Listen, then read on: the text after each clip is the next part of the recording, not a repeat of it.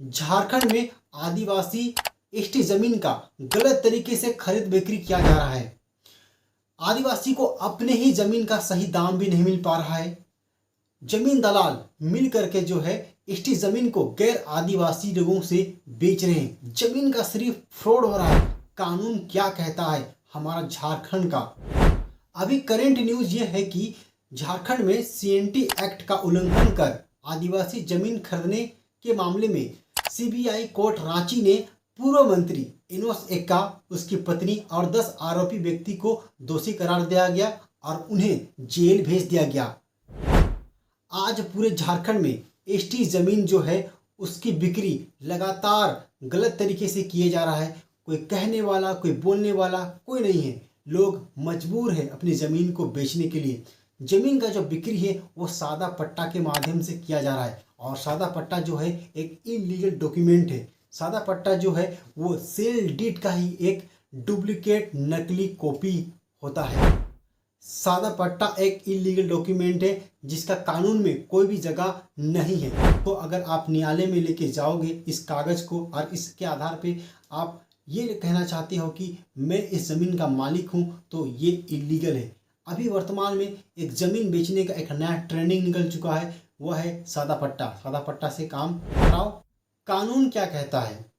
आदिवासी के ज़मीन को प्रोटेक्ट करने के लिए स्पेशल एक लॉ है सीएनटी, छोटा नागपुर टेनेंसी एक्ट 1908 का। सीएनटी एक्ट की धारा 46 और 49 आदिवासी भूमि की खरीद बिक्री पर नियंत्रण करता है।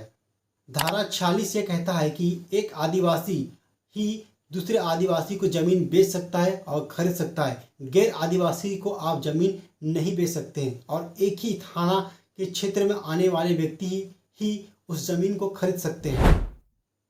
धारा 49 ये कहता है कि गैर आदिवासी को आप ज़मीन लीज में, कोई उद्योग खोलने के लिए, कृषि करने के लिए रेंट पे आप दे सकते हैं, लेकिन उस ज़मीन का आप ट्रांजैक्शन या बिक्री नहीं कर सकते हैं। सादा पट्टा से आप ज़मीन तो खरीद रहे हो, लेकिन आप ज़मीन के मालिक कभी बन नहीं पाओगे, क्योंकि ज़मीन का ट्रांजैक्शन सही तरीके से, कानूनी तरीके से किया ही नहीं जा रहा है। आप कभी भी लिटिगेशन में फंस सकते हो। सादा पट्टा से ज़मीन खरीदने का एक ही फ़ायदा आपको मिल रहा है कि उस ज़मीन पे आप कब्जा कर पा रहे हो, घर बना पा रहे हो, कृषि कर सकते हो, उस पर कुछ भी आप कर सकते हो, लेकिन उस ज़मीन का आप मालिक कभी नहीं बन सकते हो। ज़मीन बेचने वाले को क्या है, वो आपसे पैसा लेगा और चला जाएगा, लेकिन एक सबसे बड़ा प्रॉब्लम ये आ जाएगा कि आप ज़मीन के मालिक कभी नहीं रहेंगे।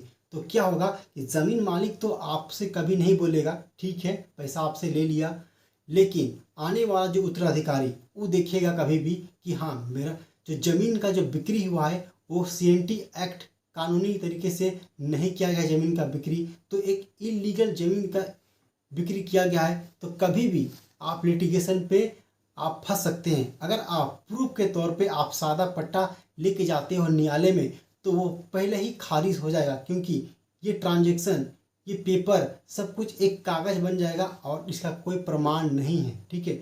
ये कोर्ट में भी एडमिसिबल ही नहीं होगा, कोई प्रूफ आप दिखा ही नहीं पाओगे। तो ज़मीन आपके हाथ से निकल जाएगा, पैसा भी आपके हाथ से निकल जाएगा। परिणाम क्या मिलेगा? ज़ीरो, परेशानी और कुछ इसके सिवा कुछ भी नहीं, हार। अगर आप सादा पट्टा से ज़मीन खरीद लिए हैं तो क्या उपाय है, इसके लिए मैं एक वीडियो लेकर आऊँगा, लेकिन आप कमेंट करेंगे तभी बताऊँगा कि आप उस ज़मीन के मालिक कैसे बनेंगे। इसका भी उपाय है, हम एडवोकेट हैं, आपको ज़रूर बताएंगे कुछ ना कुछ उपाय। तो अगर वीडियो अच्छा लगे तो वीडियो को प्लीज़ लाइक करिए, कमेंट करिए, शेयर करिए। कोई भी जानकारी चाहिए तो कमेंट बॉक्स खुला हुआ है, आप कमेंट करके क्वेश्चन पूछ सकते हैं। मिलते हैं नेक्स्ट वीडियो में, बाय बाय।